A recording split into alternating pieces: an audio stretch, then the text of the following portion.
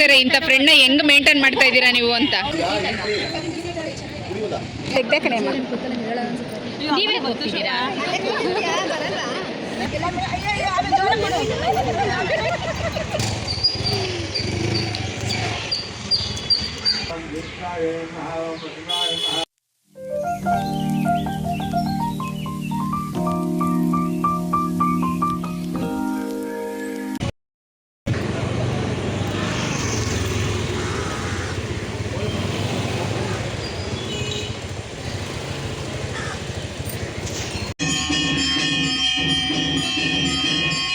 ಎಲ್ರಿಗೂ ನಮಸ್ಕಾರ. ಗೆಳತಿ ದಿನಚರಿಗೆ ನಿಮ್ಮೆಲ್ಲರಿಗೂ ಸ್ವಾಗತ.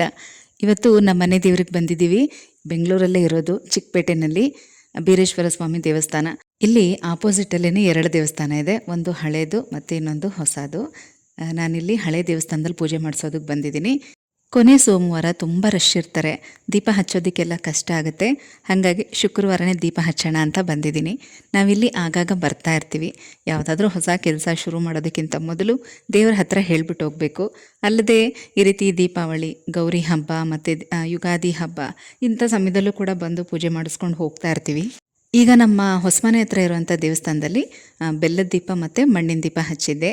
ಇಲ್ಲಿ ಬೆಟ್ಟದ ನಲ್ಲಿಕಾಯಿ ದೀಪ ಮತ್ತು ಮಣ್ಣಿನ ದೀಪ ಹಚ್ತಾ ಇದ್ದೀನಿ. ಪುರೋಹಿತರು ತುಂಬಾ ಪರಿಚಯ ಇರೋದ್ರಿಂದ ಒಳಗಡೆನೆ ಬಿಟ್ಟಿದ್ದಾರೆ, ಒಳಗಡೆನೆ ಬಂದು ಹಚ್ಚಿ ಅಂತ. ಅಲ್ಲದೆ ಜನ ಕೂಡ ಜಾಸ್ತಿ ಇರಲಿಲ್ಲ. ಏನಾದರೂ ಜನ ಜಾಸ್ತಿ ಇದ್ದರೆ ಹೊರಗಡೆನೆ ದೀಪ ಹಚ್ಚೋದಕ್ಕೆ ವ್ಯವಸ್ಥೆ ಮಾಡಿರ್ತಾರೆ. ಯಾರೂ ಇರಲಿಲ್ವಲ್ಲ, ಹಾಗಾಗಿ ಒಳಗಡೆನೆ ಬಂದು ದೀಪ ಹಚ್ಚಿ ಆರತಿ ಮಾಡಿ ಅಂತ ಹೇಳಿದ್ರು. ಅಲ್ಲದೆ ನಾನು ಈ ದೇವಸ್ಥಾನಕ್ಕೆ ಬಂದು 6 ತಿಂಗಳಾಗಿತ್ತು. ಮನೆ ಗೃಹ ಪ್ರವೇಶದ ಕಾರ್ಡು ಪೂಜೆ ಮಾಡಿಸೋದಕ್ಕೆ ಅಂತ ಬಂದಿದ್ದು. ಪೂಜೆ ಮಾಡಿಸ್ಕೊಂಡು ಹಂಗೆ ಪುರೋಹಿತರಿಗೂ ಕಾರ್ಡ್ ಕೊಟ್ಟು ಹೋಗಿದ್ವಿ. ಪಾಪ ಅವರು ಇಷ್ಟು ದೂರದಿಂದ ನಮ್ಮ ಹೊಸ ಮನೆಗೆ ಬಂದು ನಮಗೆಲ್ಲ ಆಶೀರ್ವಾದ ಮಾಡಿ ಹೋಗಿದ್ರು.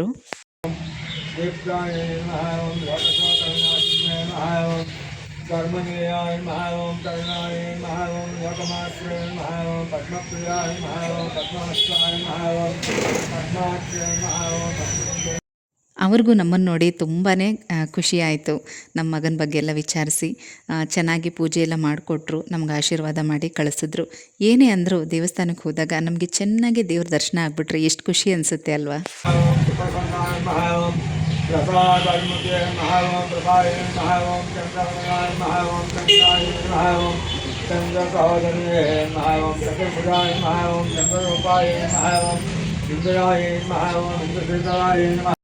ಪೂಜೆ ಎಲ್ಲ ಚೆನ್ನಾಗಾಯಿತು. ಹಾಗೆ ಇಲ್ಲಿ ಹೊರಗಡೆ ಪ್ರದಕ್ಷಿಣೆ ಹಾಕ್ತಾ ಇದ್ದೀವಿ. ಇಷ್ಟೊಂದು ನಾಗರಕಲ್ಲನ್ನು ಪ್ರತಿಷ್ಠಾಪನೆ ಮಾಡಿದ್ದಾರೆ, ನೀವು ನೋಡಬಹುದು. ಇಲ್ಲಿ ಆಂಜನೇಯ ಸ್ವಾಮಿ ದೇವಸ್ಥಾನ ಮತ್ತು ಬೀರಪ್ಪನ ದೇವಸ್ಥಾನ ಎರಡೂ ಕೂಡ ಪಕ್ಕದಲ್ಲೇ ಇದೆ. ಅಂದರೆ ಎದುರುಗಡೆ ಹೊಸ ದೇವಸ್ಥಾನ ಕಟ್ತಾ ಇದ್ರು. ಮೊದಲು ದೇವಸ್ಥಾನ ಆ ಕಡೆ ಇದ್ದಿದ್ದು, ನಾನು ಅದನ್ನು ಕೂಡ ತೋರಿಸ್ತೀನಿ ನೋಡಿ. ಆದರೆ ಹೊಸ ದೇವಸ್ಥಾನ ಕಟ್ಟಿದ ಮೇಲೂ ಕೂಡ ಏನೋ ಅವರವರಲ್ಲೇ ಜಗಳಗಳಾಗಿ ಮೂಲ ದೇವರನ್ನು ಇಲ್ಲಿಂದ ಅಲ್ಲಿಗೆ ತೊಗೊಂಡು ಹೋಗಿಲ್ಲ. ಅಲ್ಲಿ ಹೊಸ ಲಿಂಗನ ಪ್ರತಿಷ್ಠಾಪನೆ ಮಾಡಿದ್ದಾರೆ. ಹಾಗೆ ಪಕ್ಕದಲ್ಲಿ ಸುಬ್ರಹ್ಮಣ್ಯ ಸ್ವಾಮಿ ದೇವಸ್ಥಾನ ಇದೆ. ವಲ್ಲಿ ದೇವಸೇನ ಸಮೇತ ಇರುವಂಥ ಸುಬ್ರಹ್ಮಣ್ಯೇಶ್ವರನ ದೇವಸ್ಥಾನ. ಯಾರಾದರೂ ಮದುವೆ ತುಂಬ ನಿಧಾನ ಆಗ್ತಾ ಇದೆ ಅಂದರೆ ಇಲ್ಲೋಗಿ ಪೂಜೆ ಮಾಡಿಸ್ಕೊಂಡು ಬನ್ನಿ. ಸೂಪರ್ ಟ್ಯಾಕಿಸ್ ಎಲ್ರಿಗೂ ಗೊತ್ತೇ ಇರುತ್ತೆ. ಅಂದರೆ ಈಗ ಚಿಕ್ಕ ಮಕ್ಕಳಿಗೆಲ್ಲ ಯಂತ್ರಗಳು ಹಾಕ್ತಾರಲ್ಲ ಹುಷಾರಿಲ್ಲದೆ ಇರೋವಾಗ, ಯಂತ್ರದ ಅಂಗಡಿ ಇದೆಯಲ್ಲ ಅದ್ರ ಪಕ್ಕದ ರೋಡಲ್ಲೇ ಇರೋದು ದೇವಸ್ಥಾನ. ಅಲ್ಲಿ ಯಾರನ್ನು ಕೇಳಿದ್ರು ಹೇಳ್ತಾರೆ, ಮದುವೆ ವಿಚಾರವಾಗಿ ತುಂಬ ನಿಧಾನ ಆಗ್ತಾ ಇದೆ ಅಂದರೆ ಹೆಣ್ಮಕ್ಳು ಗಂಡು ಮಕ್ಕಳು ಯಾರೇ ಆಗಿರಲಿ ಇಲ್ಲಿ ವಲ್ಲಿ ದೇವಸೇನ ಸಮೇತ ಇರುವಂಥ ಸುಬ್ರಹ್ಮಣ್ಯೇಶ್ವರನಿಗೆ ಪೂಜೆ ಮಾಡಿಸ್ಕೊಂಡು ಹೋಗಿ ಅಲ್ಲಿ ಅರ್ಚಕರನ್ನ ವಿಚಾರಿಸಿದ್ರೆ ಅವರು ಪೂಜೆ ಅಥವಾ ಪರಿಹಾರದ ಬಗ್ಗೆ ಹೇಳ್ಕೊಡ್ತಾರೆ. ಅದನ್ನು ನೀವು ಮಾಡಿಕೊಂಡ್ರೆ ಖಂಡಿತವಾಗ್ಲೂ ಮದುವೆ ಆಗುತ್ತೆ. ನೋಡಿ, ಇದು ಹೊಸ ದೇವಸ್ಥಾನ, ಬೀರೇಶ್ವರಂದು ಹೊಸ ದೇವಸ್ಥಾನ ಎದುರುಗಡೆನೇ ಇದೆ. ಇಲ್ಲಿ ಹೊಸ ಶಿವಲಿಂಗನ ಪ್ರತಿಷ್ಠಾಪನೆ ಮಾಡಿದ್ದಾರೆ. ಆದರೆ ನಾವು ತುಂಬ ವರ್ಷದಿಂದ ಇಲ್ಲೇ ಪೂಜೆ ಮಾಡಿಸ್ತಾ ಇರೋದು, ಹಾಗಾಗಿ ಹಳೆ ದೇವಸ್ಥಾನದಲ್ಲೇ ನಾನು ಕೂಡ ಪೂಜೆ ಮಾಡಿಸ್ಕೊಂಡು ಬಂದೆ. ಪೂಜೆ ಎಲ್ಲ ಆಯಿತು. ಈಗ ಹೊರಡ್ತಾ ಇದ್ದೀವಿ. ಬೆಳಗ್ಗೆ 8:00 ನಾವು ಮನೆ ಬಿಟ್ವಿ. ಇಲ್ಲಿ ಬರೋಷ್ಟರಲ್ಲಿ 1 ಕಲವರ್ ಆಯಿತು. ಹೇಗಿದ್ದರೂ 10 ಗಂಟೆ ಅಷ್ಟರಲ್ಲಿ ಇಲ್ಲಿ ಪೂಜೆ ಎಲ್ಲ ಮುಗ್ದಿದೆ ಅಂತ ಹೇಳಿ ಹೇಗಿದ್ದರೂ ಚಿಕ್ಕಪೇಟೆಗೆ ಬಂದಿದ್ವಲ್ಲ ಅಂತ ಇವತ್ತು ಜಲಕಂಠೇಶ್ವರ ಸ್ವಾಮಿ ದೇವಸ್ಥಾನಕ್ಕೂ ಹೋಗೋಣ. ಅಲ್ಲೂ ಕೂಡ ಹೋಗಿ ನಾನು 6 ತಿಂಗಳಾಗಿತ್ತು. ಎಲ್ಲ ದೇವಸ್ಥಾನಕ್ಕೂ ಇನ್ವಿಟೇಷನ್ ಕಾರ್ಡ್ ಪೂಜೆ ಮಾಡಿಸುವಾಗ ಹೋಗಿದ್ದಿದ್ದು. ಅದಾದಮೇಲೆ ಮತ್ತೆ ಹೋಗೋಕ್ಕಾಗೇ ಇರಲಿಲ್ಲ. ಹಾಗಾಗಿ ಇಷ್ಟು ಹತ್ತಿರ ಬಂದಿದ್ದೀವಲ್ಲ ಅಂತ ಅಲ್ಲೂ ಹೋಗೋಣ ಅಂಥೇಳಿ ಅಲ್ಲಿಗೂ ಹೋಗ್ತಾ ಇದ್ದೀವಿ. ತುಂಬಾ ಹತ್ತಿರ, ಚಿಕ್ಕಪೇಟೆ, ಸಿಟಿ ಮಾರ್ಕೆಟ್ ಎಲ್ಲ ಪಕ್ಕನೇ ಅಲ್ವಾ.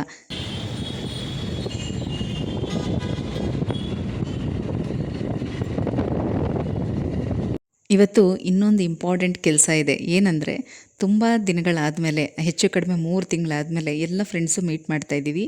ವಿಡಿಯೋನ ಕೊನೆ ತನಕ ನೋಡಿ. ನಾವು ಎಲ್ಲಿ ಮೀಟ್ ಮಾಡಿದ್ವಿ, ಯಾರೆಲ್ಲ ಇವತ್ತು ಸಿಕ್ಕಿದ್ರು, ಎಲ್ಲ ನನ್ನ ಫ್ರೆಂಡ್ಸ್ನ ಪರಿಚಯ ಕೂಡ ನಿಮಗೆ ಮಾಡಿಕೊಡ್ತಾ ಇದ್ದೀನಿ ನೋಡಿ. ಈಗ ದೇವಸ್ಥಾನದ ಹತ್ರ ಬಂದಿದ್ದೀವಿ. ಇಲ್ಲಿ ಎದುರುಗಡೆನೆ ಕಲಾಸಿಪಾಳ್ಯ ಬಸ್ ಸ್ಟಾಪ್, ಎಲ್ಲ ಬಸ್ಗಳು ನಿಂತಿದೆ ನೋಡಿ. ಅದರ ಆಪೋಸಿಟಲ್ಲೇ ಈ ಆರ್ಚ್ ನೋಡಿದ್ರೆ ನಿಮಗೆ ಗೊತ್ತಾಗುತ್ತೆ. ನಾನು ಬಂದಿರೋದು ಜಲಕಂಠೇಶ್ವರ ಸ್ವಾಮಿ ದೇವಸ್ಥಾನಕ್ಕೆ. ನನ್ನ ವೀಡಿಯೋಸ್ನ ನೋಡಿ ತುಂಬ ಜನ ದೇವಸ್ಥಾನಕ್ಕೆ ಹೋಗ್ತಾ ಇದ್ದೀರಾ. ಅರ್ಚಕರು ಕೂಡ ಹೇಳಿದ್ರು, ತುಂಬಾ ಖುಷಿಯಾಯಿತು. ಒಂದು ಮಾತಿನಿಂದ, ಆ ಮಾತಿನ ಮೇಲಿರೋ ನಂಬಿಕೆಯಿಂದ ಹೋಗಿ ದೇವರ ದರ್ಶನ ಮಾಡ್ತಾ ಇದ್ದೀರಾ. ನಿಮ್ಮೆಲ್ರಿಗೂ ಕೂಡ ಆ ಭಗವಂತ ಒಳ್ಳೇದು ಮಾಡಲಿ ಅಂತ ಕೇಳ್ಕೊಳ್ತಾ ಬನ್ನಿ ಈಗ ಒಳಗಡೆ ಹೋಗಿ ದೇವರ ದರ್ಶನ ಮಾಡೋಣ. ಒಳಗಡೆ ಎಲ್ಲ ವಿಡಿಯೋ ಮಾಡೋದಕ್ಕಾಗಲ್ಲ. ದೇವರ ದರ್ಶನ ತುಂಬ ಚೆನ್ನಾಗಾಯಿತು. ಹಾಗೆ ಅರ್ಚಕರು ಕೂಡ ಮಾತಾಡಿಸಿದ್ರು, ತುಂಬಾ ಖುಷಿಯಾಯಿತು. ಹೊರಗಡೆ ಬರ್ತಿದ್ದ ಹಾಗೆ ಈ ಪುಟ್ಟು ಕರು ಅಡ್ಡ ಸಿಕ್ತು. ಅದಕ್ಕೆ ಬಾಳೆಹಣ್ಣು ತಿನ್ನಿಸ್ತಾ ಇದ್ದೀನಿ, ಅದು ಕೂಡ ತಿಂತಾ ಇದೆ.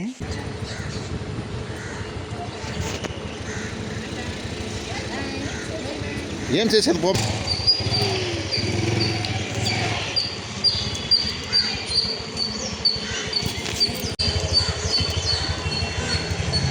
ಸಾಕು ನೀನು ಬರ್ತೀಯ ನಮ್ಮ ಜೊತೆಗೆ. ಬರ್ತೀಯ? ಅಯ್ಯೋ ಬಂಗಾರಿ ಕುಳ್ಕೊಳ್ಳಿಗೆ ಎಷ್ಟು ಚೆನ್ನಾಗಿದೆಯಾ ನೀನು.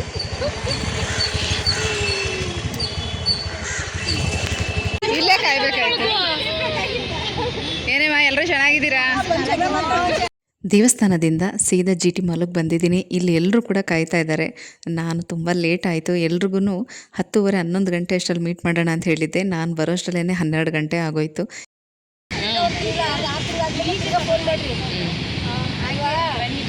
ಹೇಳು ಆಮೇಲೆ. ಫೋನ್ ಮಾಡ್ಕೊಳ್ಳಿ. ಕೇಳಿಸ್ತಿ ಬಿಡು, ಇನ್ಸ್ಟಾಗ್ರಾಮ್ ಅಲ್ಲಿ ಹಾಕ್ಲಿ. ಏನಂತ ಫೋನ್ ಮಾಡ್ಕೊತಾರೆ. ನನ್ನ ಕೇಳ್ತಾರೆ, ಇಂಥ ಫ್ರೆಂಡ್ನ ಹೆಂಗ್ ಮೇಂಟೈನ್ ಮಾಡ್ತಾ ಇದ್ದೀರಾ ನೀವು ಅಂತ. 3 ತಿಂಗಳು ಆದ್ಮೇಲೆ ನೋಡ್ತಾ ಇದ್ದೀವಿ. ಒಂದ್ ಸ್ವಲ್ಪ ಚೆನ್ನಾಗಿ ಪ್ರೀತಿಯಿಂದ ಮಾತಾಡೋಣ, ಒಂದು ಮುದ್ದು ಮಾಡೋಣ ಅನ್ನೋದು ಬಿಟ್ಟು ಮುಖ ನೋಡಿದ ತಕ್ಷಣ ಬೈತಿಯಲ್ಲೇಮ್ಮ. ಜಾಗ ಕೊಡ್ರಿ.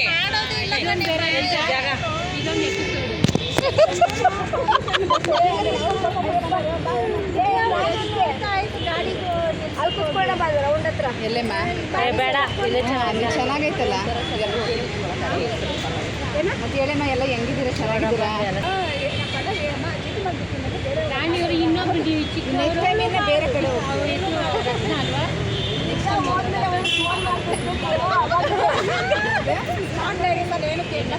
ಏನಪ್ಪ ಮೊನ್ನೆ ರಾತ್ರಿ ಜ್ಞಾನ ಅಪ್ಪ ಇವಳು ಯಾಕಂತ ಮನೆಯಲ್ಲಿ ಅವರು ಫೋನ್ ಮಾಡಿ ಇಡ್ತಾರೆ ಅಂತ ಕಾಣ್ತಾನೆ.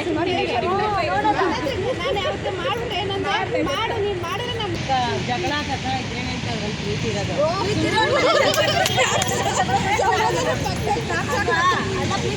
ಜಗಳ ಮಾಡೋದು.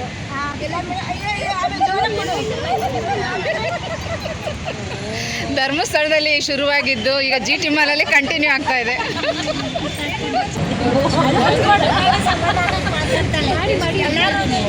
ಒಳಗಡೆ ಹೋಗ್ಬಿಟ್ರೆ ಏನ್ರಿ, ಹೆಂಗಿದ್ದೀರಾ? ಚೆನ್ನಾಗಿದ್ದೀರಾ? ಎಲ್ಲರೂ ಚೆನ್ನಾಗಿ ಮಿಕ್ಸ್ತಾ ಇದ್ದೀರಲ್ಲ, ಇನ್ನೇನು ಹೇಳ್ದಲ್ವಾ ಡ್ರೆಸ್ ಹಾಕೊಂಡ್ಬಿಟ್ಟು ಚೆನ್ನಾಗಿದ್ದೀವಿ ಅಂತನಾ? ಯಾವ್ದು ಚೆನ್ನಾಗಿಲ್ಲ, ಚೆನ್ನಾಗಿಲ್ಲ. ಚೆನ್ನಾಗಿದ್ದೀನಿ.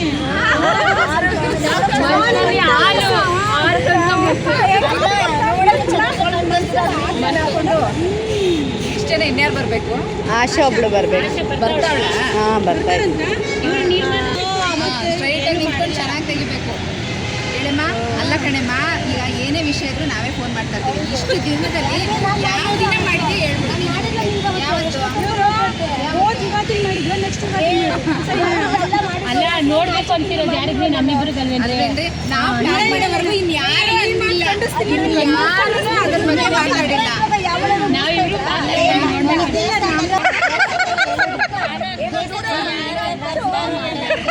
ಅದಕ್ಕೊಂದು ಸಿಚುವೇಶನ್ ಯಾವಾಗ ನಾವು ಹೇಳೋದು. ಈಗ ನಾವು ಸೆಲೆಕ್ಟ್ ಬಂದು ಹಂಗೆ ದೇವಸ್ಥಾನಕ್ಕೆ ಬಂದು ಹೋಗಿದ್ರೆ ಯಾವ್ದು ಗೊತ್ತಾಗ್ತಾ ಇತ್ತು ಅಲ್ವಾ? ಮತ್ತೆ ನಾನನ್ನ ಹೇಳೋದು ನೀನೇ ಕನ್ನಲಿಲ್ಲ. ಗುತ್ತಿ ಹಂಗೆ ಬಾರೆ ಮಾಡೋಕೆ ಗುದ್ಬಿಡಮ್ಮ. ಅಲ್ಲಿ ಮನೆ ಹತ್ರ ಸಪ್ಪೆದು ಮೊದಲಿನ ಹಾಗೆ ಒಬ್ರಿಗೊಬ್ರಿಗೆ ಯಾರು ಮೀಟ್ ಮಾಡೋದಕ್ಕಾಗಲ್ಲ, ಫೋನ್ ಮಾಡೋದಕ್ಕಾಗಲ್ಲ. ಯಾಕೆಂದರೆ ಕೆಲವರು ಹೌಸ್ ವೈಫ್ ಇರ್ತಾರೆ, ಕೆಲವರು ಕೆಲ್ಸಕ್ಕೆ ಹೋಗೋರು ಇರ್ತಾರೆ, ಯಾವ ಟೈಮಲ್ಲಿ ಬ್ಯುಸಿ ಇರ್ತಾರೆ, ಯಾವ ಟೈಮಲ್ಲಿ ಫ್ರೀಯಾಗಿರ್ತಾರೆ ಹೇಳೋಕ್ಕಾಗಲ್ಲ. ನಾವು ಫೋನ್ ಮಾಡೋ ಟೈಮಲ್ಲಿ ಪಾಪ ಕೆಲಸ ಮಾಡ್ತಾ ಇರ್ತಾರೆ ಅಂತ ಹೇಳಿ ಎಷ್ಟೋ ಸಲ ಫೋನ್ ಮಾಡಬೇಕು ಅಂತ ಅಂದ್ಕೊಳ್ಳೋದು, ಆದರೆ ಫೋನ್ ಮಾಡೋದಕ್ಕಾಗಲ್ಲ. ಯಾವಾಗಲೂ ಅಷ್ಟೇ, ನೆನೆಸ್ಕೊಂಡಿದ ತಕ್ಷಣ ಫೋನ್ ಮಾಡಿಬಿಟ್ರೆ ಆ ಕೆಲಸ ಅಲ್ಲಿಗೆ ಮುಗ್ದೋಗ್ಬಿಡುತ್ತೆ. ಆಮೇಲೆ ಮಾಡೋಣ ಅಂತ ಅಂದ್ಕೊಂಡ್ರೆ ನಾನು ಇನ್ಯಾವುದಾದ್ರೂ ಕೆಲಸದಲ್ಲಿ ಬ್ಯುಸಿ ಆಗಿಬಿಡ್ತೀನಿ. ಹೀಗಾಗಿ ಸರಿಯಾಗಿ ಫೋನ್ ಮಾಡಿ ಮಾತಾಡೋದಕ್ಕಾಗಲ್ಲ. ಹಾಗಾಗಿ ಎಲ್ರಿಗೂ ಒಂದೇ ಗಲಾಟೆ, ಫೋನ್ ಮಾಡಲ್ಲ, ಮೊದಲಿನ ಥರ ನೀವೆಲ್ಲ ಚೇಂಜ್ ಆಗಿದ್ದೀರಾ ಅಂತ ಏನೇ ಅಂದರೂ ಅದೆಲ್ಲ ಒಂದು ಪ್ರೀತಿಯಿಂದ ಹೇಳೋದು. ಇವತ್ತಂತೂ ಈ ದಿನವನ್ನು ತುಂಬಾ ಖುಷಿಯಿಂದ ಕಳೆದಿದ್ದೀವಿ. ಎಲ್ಲರೂ ಒಬ್ರನ್ನೊಬ್ರು ನೋಡಿದ ತಕ್ಷಣ ತುಂಬಾ ಖುಷಿ ಆಯಿತು. ಯಾಕಂದರೆ ಸುಮಾರು 3-4 ತಿಂಗಳಿಂದ ಒಬ್ರಿಗೊಬ್ರಿಗೆ ಮೀಟ್ ಮಾಡೇ ಇರಲಿಲ್ಲ.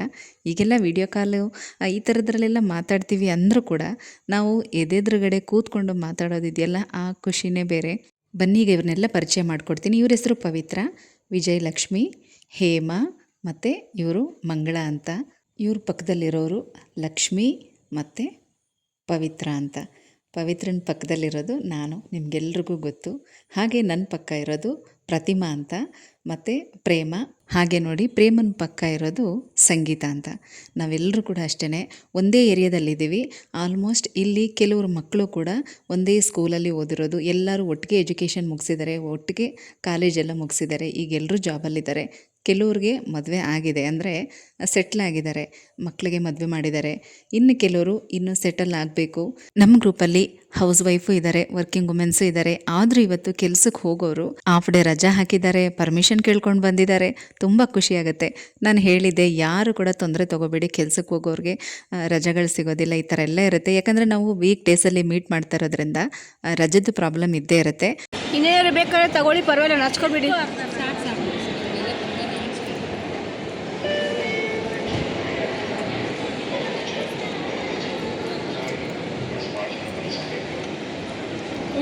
ಹಿಂದ್ಗಡೆ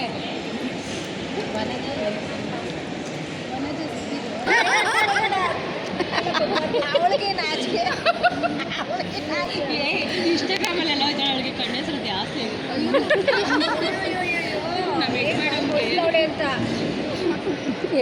ನಾನು ಹಿಂಗೆ ನಾನೇನು ಹೇಳಿದೆ, ಅವ್ರಿಬ್ರದ್ದು ಮಾತ್ರ ತೆಗ್ದೆ ಕಣೆ ಅಮ್ಮ. ನೀವೇ ಹೋಗ್ತಿದ್ದೀರಾ?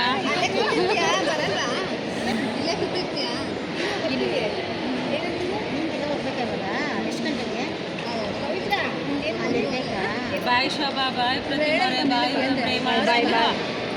ಎಲ್ಲರೂ ಯಾವಾಗ ಯಾವಾಗ ಫ್ರೀ ಇರ್ತೀರ ಮಾಡಿ, ನಾವು ಫ್ರೀ ಇದ್ದಾಗ ಮಾಡಿ ನೋಡ್ಬಿಟ್ಟು ಮಾಡಿ. ಇಲ್ಲ ಸಾಕು ಸಾಕು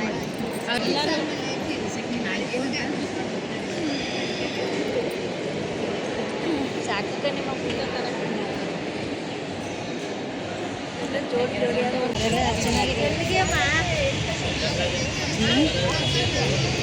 ಅವ್ರು ಎಲ್ಲಿ ಹೇಳ್ತಾರೋ ಅಲ್ಲಿ ಹೋಗೋದಷ್ಟೇ.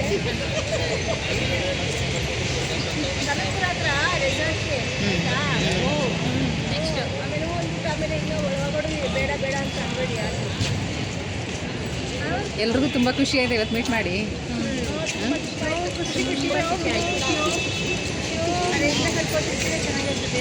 ಬಾ ಇರೋಣ ಬಿಡು.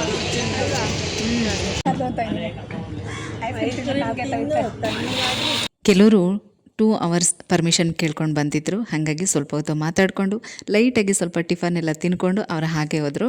ನಾವು ಇನ್ನೂ ಒಂದಷ್ಟೊತ್ತು ಅಲ್ಲೇ ಕೂತ್ಕೊಂಡು ಮಾತಾಡಿಕೊಂಡು ಹಾಗೇ ನಡ್ಕೊಂಡು ಹೋಗೋಣ ಅಂಥೇಳಿ ನಡ್ಕೊಂಡು ಬರ್ತಾ ಇಲ್ಲೊಂದು ಐಸ್ ಕ್ರೀಮ್ ಅಂಗಡಿ ಹತ್ರ ಎಲ್ಲ ನಿಂತ್ಕೊಂಡು ಐಸ್ ಕ್ರೀಮ್ ತಿಂತಾಯಿದ್ದೀವಿ.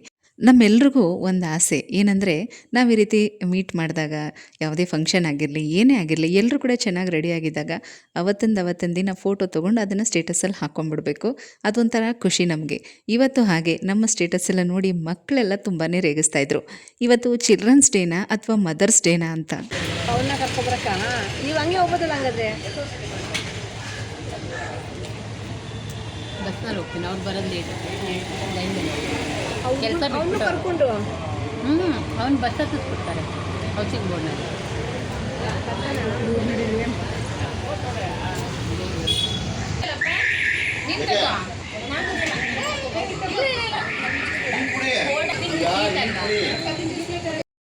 ಇವರು ಶಶಿಕಲಾ ಅಂತ, ನನಗೆ ರಿಲೇಟಿವ್ ಆಗಬೇಕು ಅಂದರೆ ವರ್ಷದಲ್ಲಿ ಸೊಸೆನೇ ಆಗಬೇಕು.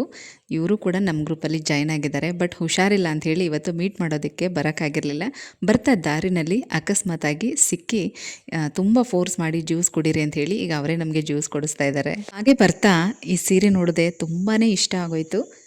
ತುಂಬ ಕಡಿಮೆ ಬೆಲೆದೇನೆ ಸೀರೆ, ಆದರೆ ಒಂದು ರೀತಿ ಡೈಲಿ ವೇರ್ಗೆ ಶುಕ್ರವಾರ ಮಂಗಳವಾರ ಸಿಂಪಲ್ಲಾಗಿ ದೇವಸ್ಥಾನಕ್ಕೆ ಹೋಗುವಾಗ ಉಟ್ಕೋಬೋದು.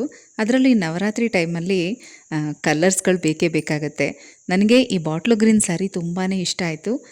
ಈ ಥರದ್ರಲ್ಲಿ ಅಂದರೆ ಈ ಕಲರಲ್ಲಿ ಕಾಟನ್ ಸ್ಯಾರಿ ಮತ್ತು ಬೇರೆ ಸಿಲ್ಕ್ ಸ್ಯಾರಿಗಳೆಲ್ಲ ಇದೆ. ಈ ಥರ ನಾರ್ಮಲ್ ಸಾಫ್ಟ್ ಸ್ಯಾರಿ ಇರಲಿಲ್ಲ.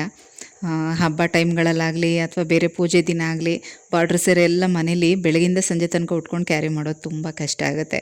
ಹಾಗಾಗಿ ಈ ರೀತಿ ಸಿಂಪಲ್ ಸೀರೆ ಬೇಕು ಅಂತ ಈ ಕಲರ್ ಹುಡುಕ್ತಾ ಇದ್ದೆ. ಈ ಎರಡೂ ಕಲರ್ ನನಗೆ ಬೇಕಿತ್ತು.